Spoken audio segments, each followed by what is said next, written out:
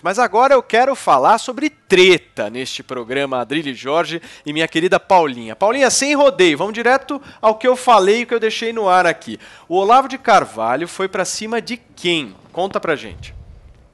Ainda bem que a treta não é entre eu e o Adrilles, né? O Olavo de Carvalho foi pra cima de Jair Bolsonaro, queridos. Que loucura, né? Esse vídeo postado aí nos canais oficiais do Olavo de Carvalho. Ele conta que sempre foi perseguido desde os tempos do Orkut, que está sendo processado e que, ao invés de contar com a ajuda do presidente, ganha condecorações. Não sei se ele dá muita validade aí para essas condecorações. Vamos conferir um trecho desse vídeo. Não é meu amigo, não. Você simplesmente se aproveitou. Tá certo? E vai me dar uma condecoração? Fica a condecoração no... Tá certo? Eu não quero mais saber. Tá entendendo? E outra coisa, você não está agindo contra os bandidos. Você vê o crime, eles cometem o crime, você os presencia em flagrante e não faz nada contra eles. Isso chama-se prevaricação. Quer levar um processo de prevaricação da minha parte? As pessoas não conseguem derrubar o seu governo, eu derrubo. Continue inativo, continue covarde, eu derrubo essa do seu governo. Aconselhado por generais covardes ou vendidos. Eu não sei se são covardes ou vendidos, eu não sei o que é pior. Tá brabo. Ele tá brabo e aí ele seguiu fazendo uma série de posts, eu vou ler alguns, para focar mais nessa história dele com o Bolsonaro, né? Ele pôs lá, o que é que o Bolsonaro na presidência fez contra o avanço do comunismo? Nada, nem tocou muito no assunto, virou pragmático, e quanto mais pragmático virou, mais foi acusado de fascista e ditador. A fraqueza atrai agressividade. Seguiu, ó.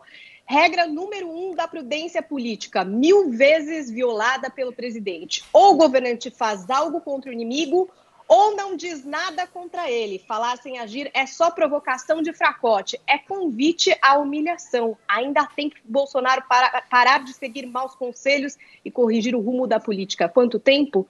Uns 5 minutos. Primeiro ponto, um governante não faz nem aceita polêmica, fala pouco e age muito. Por exemplo, um palavrão da Globo já deveria estar fechada, sem uma só palavra ofensiva. E aí ele colocou um tweet assim, ó.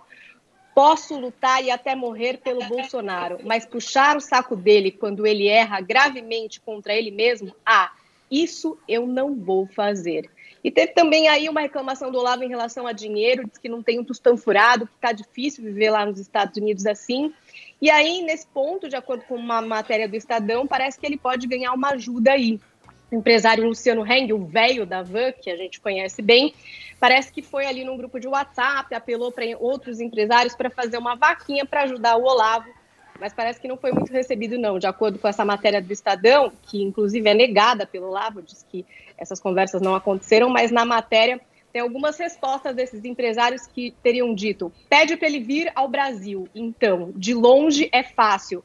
Ou ele vive de criar polêmica. Em cada uma criada, ele consegue vender cursos online para incautos. Vejo como má fé. Muito bem, essa Paulinha. Treta, galerinha. Vamos discutir então essa treta. Já está conosco aqui Zé Maria Trindade, diretamente de Brasília. Zé, eu queria te perguntar, qual é a real influência que o Olavo de Carvalho tem no governo hoje? Conta para nós. Tem sim, tem muita influência. Para início, eu queria dizer aí o que me falaram ali ministros próximos do presidente Jair Bolsonaro. Um grupo de auxiliares entende que o presidente é cometido demais e que é muito tranquilo e que tem que ser muito mais incisivos. O exemplo que me citaram é como se ele fosse uma garrafa de boca para baixo equilibrada. E ali no palácio estão as duas pressões. A garrafa tomba para onde a pressão for menor. É assim que funciona o poder e é assim que está a disputa no Palácio do Planalto. Todo o governo tem essas cotoveladas e disputa pelo poder. Esse grupo aí, que envolve os filhos do presidente, Olavo de Carvalho, e principalmente na esplanada, 2 representantes mais pesados, o ministro da Educação, Abraham Weintraub, e o ministro das Relações Exteriores, Ernesto Araújo, né? Esse grupo é muito forte no governo, entende que o presidente tem que ser assim, igual disse o Olavo, né? Firme, incisivo e brigando contra o Supremo Tribunal Federal, que na opinião deles não conta com o apoio da opinião pública, e contra a velha política, ou seja, Congresso Nacional. Esta é a ideia, esta é a força. Se houver ali o desmantelamento desse grupo, o presidente cai totalmente para o centro, pode perder aí esta economia liberal do Paulo Guedes, né? E fica mais parecido com outros governos, não com o PT, mas com outros governos tipo Sarney, que se equilibrou ali entre militares, centrão e a massa da população. Esta é a disputa, este é o cerne do governo. Agora, hoje, por exemplo, ao sair do Palácio da Alvorada, o presidente nem falou, nem parou para falar como sempre. Não é para a imprensa, mas é uma comunicação direta, uma indicação de que ele quer continuar no silêncio aí depois desta manifestação de ontem.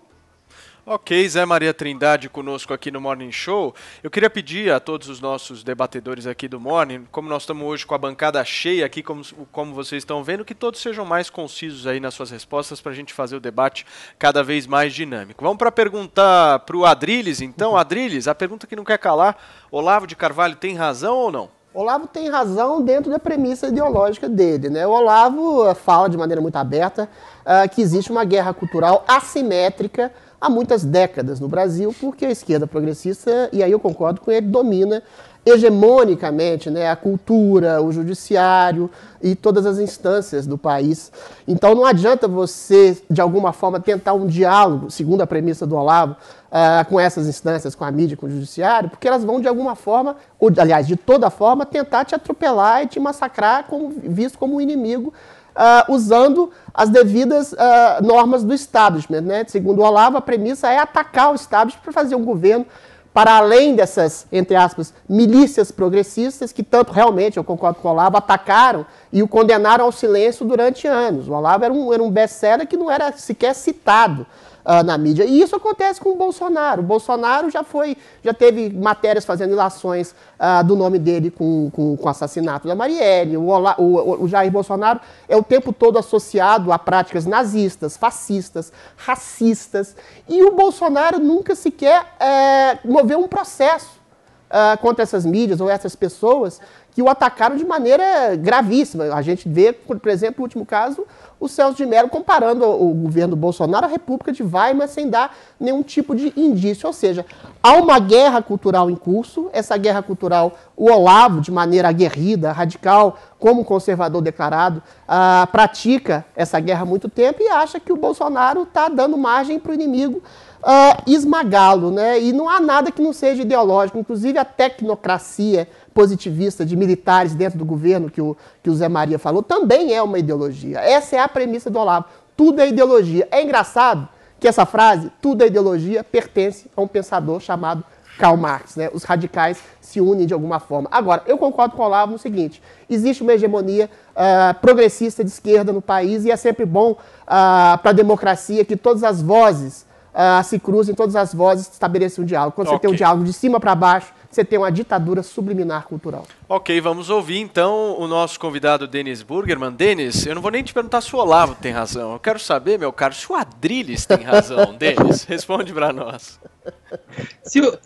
Se o Olavo tem razão, o Adriles provavelmente tem também, porque ele é um estudante fiel da cartilha do Olavo.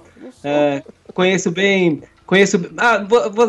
você é quando dá crédito a essas teorias conspiratórias, todo mundo persegue vocês, o problema, a sua poesia nunca foi reconhecida porque os editores são todos comunistas, e assim, esse é o mundo que a gente vive hoje, o mundo da vitimização, o mundo do mimimi. Conheço bem o Olavo, já fiz uma reportagem de capa na revista Época recentemente, me matriculei no curso dele, passei bastante tempo próximo dele, tentei muito conversar com ele, ele não conversa, né? Ele não costuma, ele quer ter controle da informação, né? O Olavo ele é paranoico. O que aconteceu ontem não é surpresa para ninguém que conhece a figura. Foi mais um discurso de vitimização. O Olavo começou a reclamar que ninguém ajuda ele sempre dá essas broncas nos alunos, fala, vocês dizem que gostam de mim, mas vocês não me protegem dos processos, e realmente ele tem muitos processos, porque ele comete muito crime, né? Muito crime de informação. Ele cometeu inclusive contra mim, eu decidi não processá-lo, porque eu tenho um problema com ficar processando pessoas por se expressar. Eu acho que as pessoas têm que poder se expressar. Mas eu acho que Olavo de Carvalho fazer tanto sucesso no Brasil é um sintoma de um problema profundo nesse país, né? Tem a ver com ressentimento, né? Olavo é um ressentido, é uma pessoa que se considera perseguida. Ele é, sim, um escritor popular. Ele vendeu muitos livros, os livros não são muito bons, não tem ideias muito profundas, mas eles tocam numa nota, que é uma nota que parece que faz muito sucesso nos dias de hoje. Aí eu não estou falando de esquerda e direita, é a nota do ressentimento e da raiva. Ele mobiliza pela indignação. E tem um modus operandi no jeito dele trabalhar. Ele sempre se volta contra os antigos aliados dele. E daí eu acho que é uma dificuldade que ele tem mesmo, uma dificuldade que ele tem na vida. Ele é uma pessoa muito explosiva, ele sempre briga com quem era o melhor amigo dele ontem. Ele tem muitos inimigos. Eu, felizmente, não tenho nenhum, não considero ele meu inimigo. E o que aconteceu ontem acontece sempre. Ele ajudou a criar o mito Jair Bolsonaro, agora se voltou contra ele.